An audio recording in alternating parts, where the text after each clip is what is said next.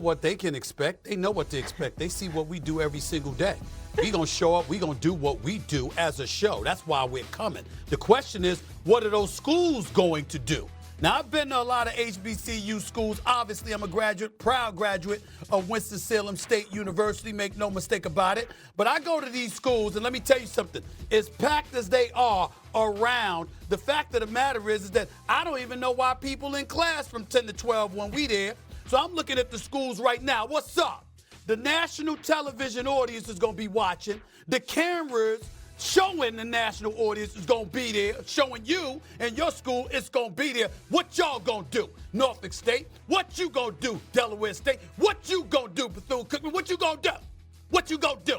I better not have no issues when I get there. I want to see a packed house. I want to see people hyped and ready to celebrate HBCUs in their specific institution. We coming there. Y'all ain't paying for it. We coming, okay? We're doing it because we want to show love to HBCUs.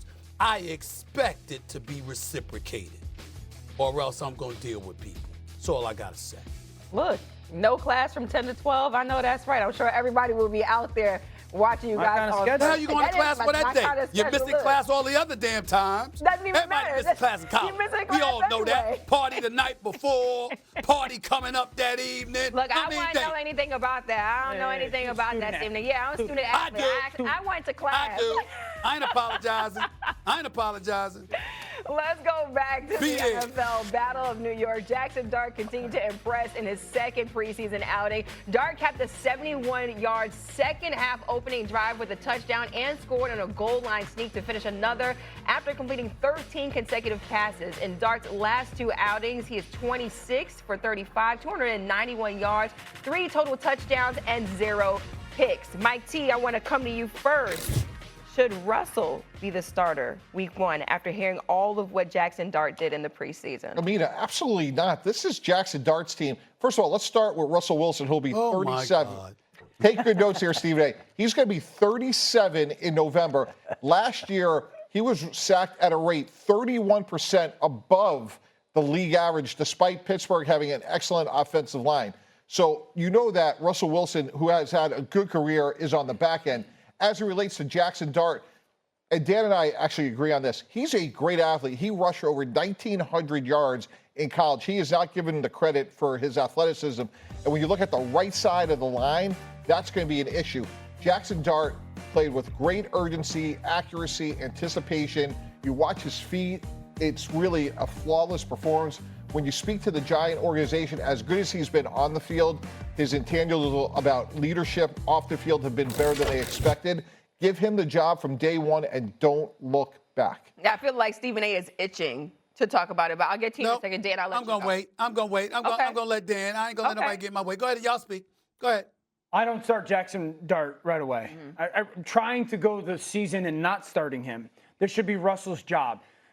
Jackson's been everything that kind of I thought he would be coming out of school. This is why I thought he'd be a top 10 pick. I see a lot of the things the Giants are doing with him, very similar to what the Commanders did last year with Jaden Daniels, taking a lot of the things, scheme, spread out, no huddle, tempo, and the things that he did at Ole Miss and bringing it to the NFL, which has been great. He's been awesome, 13 straight completions.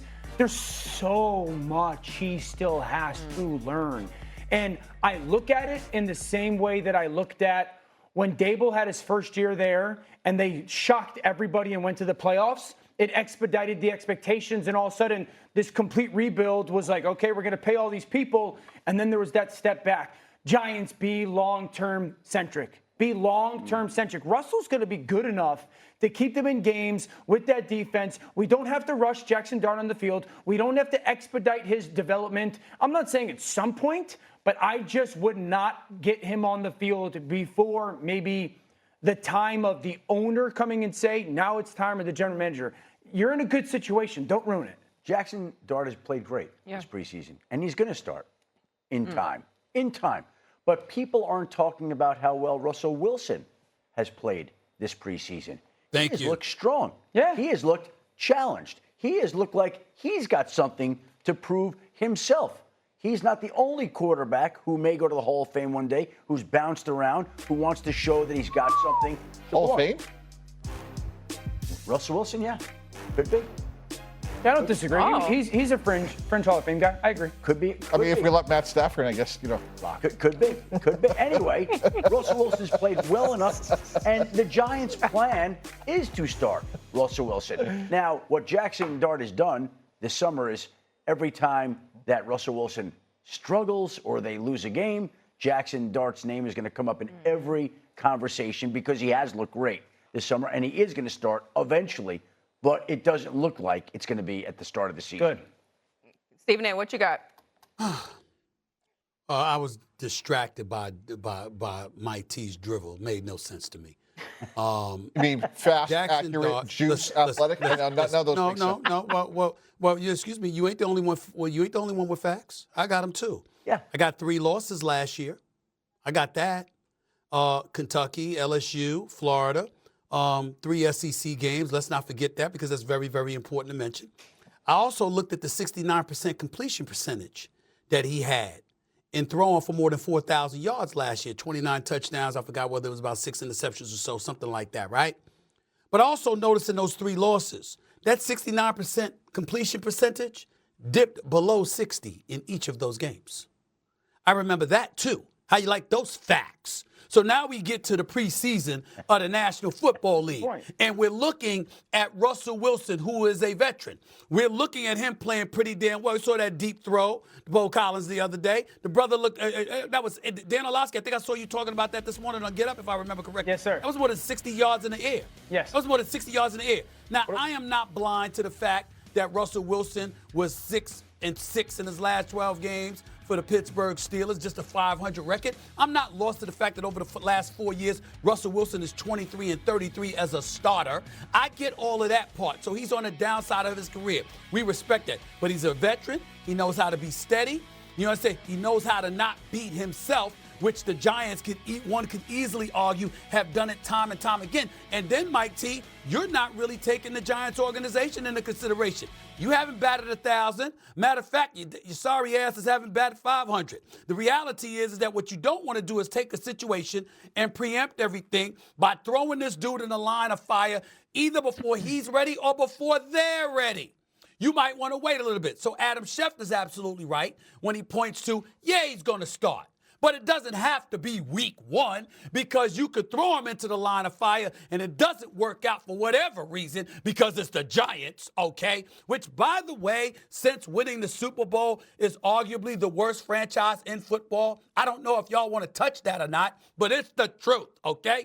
It's the truth. Since 2011, look at the New York Giants. All right, even the Jacksonville Jaguars went to an AFC Championship game back in 2017. We can't say that about the New York Giants. Matter of fact, their level of ineptitude had people looking twice at Eli Manning being a Hall of Famer, even though we all know he's going in. The point is, that's the reality. And so when you look at it from that standpoint, you can't rush it. You can't push it. If Jackson Dart is that dude now, he'll be that dude in week 3. Week 5, week 7. There's no reason to rush it, especially when you're the New York Giants and you got to do everything in your power to get something right. Neighbors was right. I get that. Abdul Carter, even though he just got squashed, he's right. But in terms of the quarterback position, my God, they got to get that right. Mike, I think that's a good point. I feel like you're going to have time, though, for Jackson Dart to really develop as a quarterback, especially because the Giants really, nobody sees them at least winning the Super Bowl Preach, this girl. year. I'm just saying. I'm just throwing it out there. That's all fair. But one of the many lessons that Coach Parcells taught me was one of the underrated aspects of team building is to correctly evaluate your outdoor meeting. How good are the players when they leave your program? Mike Tomlin is a first ballot Hall of Fame coach.